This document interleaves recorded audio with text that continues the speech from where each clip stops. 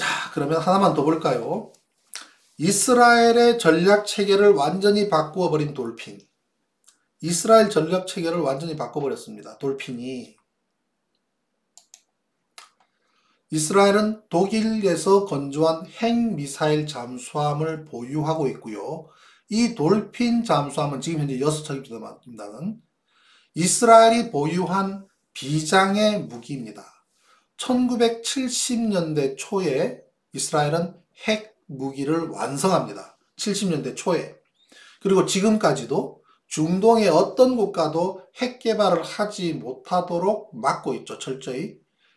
심지어 시리아 같은 경우에 원자로를 건설하던 중에 완전히 초토화시킨 게 2007년이고요. 10년 만에 그 내용을 실토했다고 얘기했죠.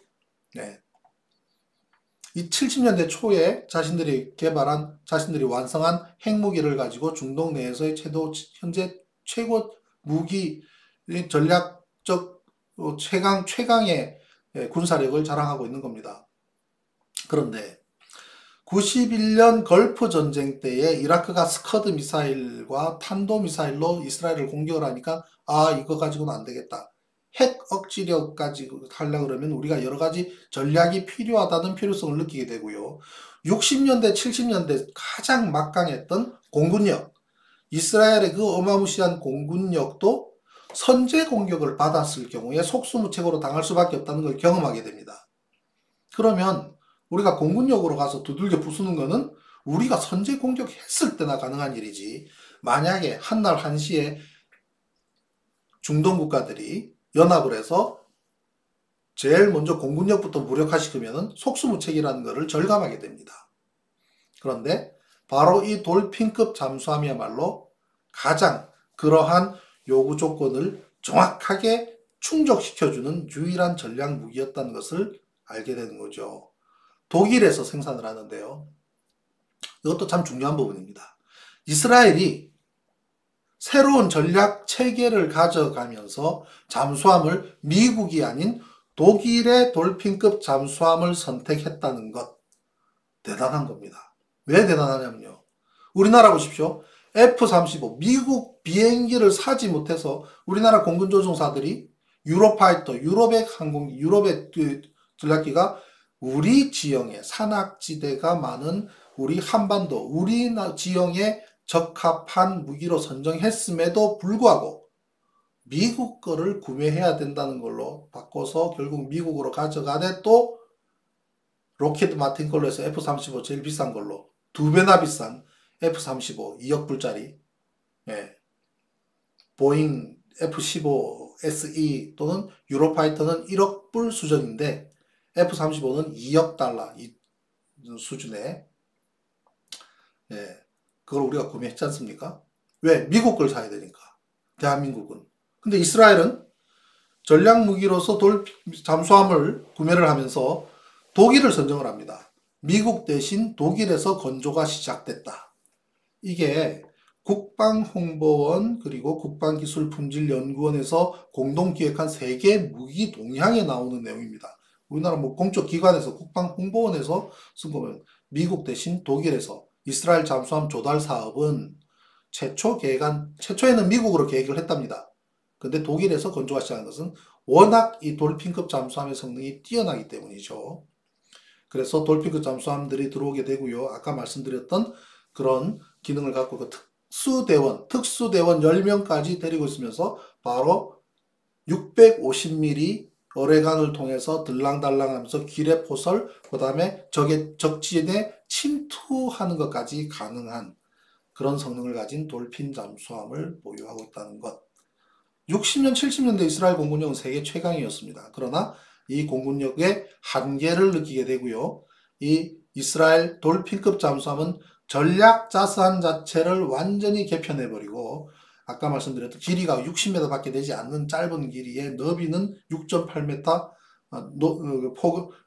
높이가 6.8m, 폭이 6.2m, 승조원 45명에 특수비도 10명, 디젤로 운항하지만 핵 미사일을 탑재해서, 그럼 전략은 뭐냐? 지금 현재 6대의 전략은 Second Strike Strategy, 2차 공격 전략. 2차 공격 전략, 이게 이스라엘이 초강대국인 단 한 가지 이유로 꼽히고 있습니다. 이스라엘이 초강대국인 단 한 가지 이유. 이거는 군사 전문 칼럼니스트가 쓴 기사에 나옵니다. Israel is a military superpower for one simple reason. Underwater nuclear weapons라고 되어 있습니다. 네. 이스라엘이 초강대국인 one simple reason이 뭐냐면요. underwater, 잠수함으로 통한 nuclear weapon. 바로 이 돌핀급 잠수함이에요. 이 돌핀급 잠수함이 핵 억지력으로 2차 공격 가능성인데 2차 공격 가능성이 뭐냐면 한마디로 이겁니다. 자, 만약에 중동 국가들이 한날 한시에 담합을 해서 이스라엘을 초토화시킨다고 가정을 합시다. 이스라엘이 그렇게 큰 나라도 아니잖아요. 왕창 와서 공군력 해서 그 다음에 육상에서는 포를 쏘고 공군에서 미사일 날라하고 해서 이스라엘이 잿더미가 됐다고 가정을 합시다. 자, 좋아. 이스라엘 잿더미 됐어. 그러면 어디선가 물속에서 돌핀급 잠수함이 올라와서 당신들 수도에 핵 미사일을 보낼 것이다. 히로시마 원폭보다도 무려 14배에 달하는 위력을 가진 핵 미사일이 당신들 수도로 날아갈 것이다 라는 겁니다. 그게 세컨드 스트라이크 전략입니다. 자, 퍼스트 스트라이크는 너희들이 했지? 그래. 세컨드 스트라이크는 우리가 하겠다. 어디서? 너희들 바로 코앞에서. 그게 바로 이 무시무시한 그들의 새로운 전략 체계입니다. 돌핀급 잠수함이 있었기에 가능한 일입니다. 이걸 도식화한 그림을 보면요. 이거 한번 보십시오. 이걸 한번 보시면요. 이스라엘에서 이스라엘 입장에서는 뭐 레바논, 시리아, 요르단 뭐 이쪽은 뭐 별 상대가 안 된다고 보고요. 이라크만 하더라도 1000km 이내지만 이스라엘이 제일 신경 쓰는 곳이 이란이란 말이죠. 이라크가 아니라 이란. 이란까지는 적어도 이란의 테헤란까지 가려면 1600km입니다. 1600km를 이스라엘 본토에서 미사일을 날려봤자 중간에 스커드 미사일이라든지 요격 미사일로 인해서 다 요격된다고 봤을 때에 그다지 효력이 없다고 보는 거죠. 그러면 요 밑에 얘기죠. 페르시아만의 노란 게 요게 바로 돌핀급 잠수함입니다. 요 돌핀급 잠수함이 요 가운데 지도를 보면요. 지구에 보면 여기서부터 이스라엘에서 한 바퀴 남아프리카를 뺑 돌아서 여기까지 간다고 하지만 이거는 매번 이 전력을 어떻게 합니까? 그러니 이렇게 가는 것도 한계가 있기 때문에 극동 지역에 기지를 만들게 됩니다. 네, 아무튼 이 페르시아만 안에까지 침투를 하게 되면 1500km까지 커버할 수 있는 핵미사일을 탑재를 하고 있기 때문에 여기서 이란, 이라크뿐만 아니라 전 지역이 800km 이내에서 완벽하게 커버가 된다는 개념입니다. 이쪽에서 쏘긴 쏘겠지만 중간에 요격한다 하더라도 바로 너희들 코앞에서 이 걸프만 안에서 핵미사일을 쏘면 이란, 이라크 완전히 부술 수 있다고 하는 이 전략이 바로 핵 억지력.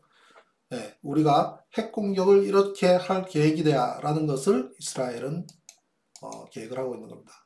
그러니 극동지역에서 활동을 하려고 그러면 매번 이 페르시아만에 들어가지 못하잖아요. 왜? 이란 코앞인데, 이란 앞바다인데, 이란 앞바다에서 훈련도 하기도 어렵지 않습니까? 그러니 극동지역에 머무를 수 있는 곳과 극동지역에서 훈련할 수 있는 곳이 필요하겠죠. 그것이 어디냐 하면 베트남 캄라인만입니다. 베트남 캄라인만 기지. 여기가 극동 주둔지입니다. 이 캄라인만 기지 베트남은 베트남 해군을 선행학습시켜줍니다. 베트남은 잠수함이 없습니다. 베트남은 현재 잠수함이 없거든요. 그런데 이스라엘 잠수함이 베트남 해군을 잠수함으로 불러서 교육하고 훈련시켜줍니다. 이 다음에 베트남이 잠수함을 보유했을 것을 가상을 했을 때 물론 미국의 중재로 인해서 러시아에서 쓰다 남은 잠수함을 삼겠다는 계획을 잡은 적도 있습니다. 예, 베트남이요. 예, 그래서 이 베트남 캄라인만에서 보급도 받고 거기서 수리도 하고 가벼운 그런 것도 하는 거로 알고 있습니다. 그러고 보면 자 보십시오. 베트남 캄라인만이 걸프만 이란 페르시아만까지 하면은 거리가 이 정도 거리인데 우리나라 서해 같으면은 훨씬 3분의 1 거리밖에 안 되죠. 3분의 1. 여기서 쭉 밑에 말레이시아 해협 싱가포르 밑으로 해서 가는 거리를 따진다면 걸프만까지 거리의 3분의 1밖에 안 되는 것이 바로 우리나라 서해인데 왜 우리나라 서해가 훈련 장소로 좋으냐 하면 걸프만 페르시아만의 수심과 조류 조석 간만의 차이가 우리나라 서해하고 아주 흡사하고 유사합니다. 수심이 50m에서 200m 사이로 분포되어 있는 이 페르시아만의 이 수심은요. 우리나라 서해와 굉장히 유사하기 때문에 자 쌀봉함이 기뢰를 포설하기 위한 선박인데 이 쌀봉함이 천안함 사건 때문에 온 배가 아닙니다. 키 리졸도 훈련 때부터 와 있었습니다. 훈련하다가 사고가 나니 이런저런 역할을 했던 겁니다. 그래서 천안함 사고 당시에 쌀보함도 와 있었고 또 돌핀함도 그 인근에서 활동을 하고 있었다. 사고가 나는 바람에 바빴죠. 자, 9부 다음 시간에 해야 될 것 같습니다. 오늘 6부, 7부, 8부를 살펴봤습니다만은 9부와 10부는 내일 말씀드리도록 하고요. 10곡지를 준비를 했습니다. 네. 그리고 오늘 아까 처음에 말씀드렸던 것처럼 군 사망사고 진상규명위원회에 제가 이의신청서를 작성을 해서 준비를 했는데 사실 그동안 조금 일이 있었습니다. 무슨 이유인지 모르지만 제 외장 하드가 완전히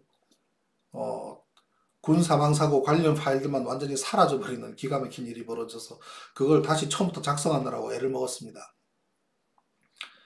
인터넷 접속 안 하고 이제 외장 하드는 백업 받기로 제가 생각을 바꿨습니다. 인터넷 연결을 된 상태에서 외장 하드를 쓰는 것이 굉장히 위험하다는 것을 이번에 뼈저리게 느꼈습니다. 그래서 오늘 그 내용을 이제 그 사망사고위원회에 우편으로 보낼 거고요. 내일은 요 두 꼭지하고 그리고 군사망사고 진상규명위원회에 이의 신청을 한 그 내용에 대해서 말씀을 드리도록 하겠습니다. 그리고 또 제가 지난번에 김태형 국방장관, 김성찬 해군참모총장에 대한 고발건, 그리고 그 이후에 박정희 합조단장, 윤정성 전 조사본부장에 대한 고발건, 그 두 건의 고발건의 문제 또한 물론 직무유기라는 부분이 공소시효가 있기 때문에 물론 추가로 제가 또 고발을 준비를 하고 있습니다. 예를 들면은 거기 있는 모든 분들이 법정에 나와서 거짓말을 많이 했기 때문에 위증의 죄를 또 물을 겁니다. 예, 그렇습니다만은 아무튼 그 내용들 역시 제가 이의 신청을 하기 위해서 군 사망 사고의 조사를 해야 될 당위성을 입증하기 위해서 또 그러한 고발도 필요했던 부분들이 있습니다. 그래서 전부 다 연결이 되는 부분입니다. 예. 그리고 또 오는 5월 30일까지 제가 요구한 게 있습니다. 민주당 국방위원들 전원한테 천안함 사건에 대한 본인들의 입장을 제가 요구를 했습니다.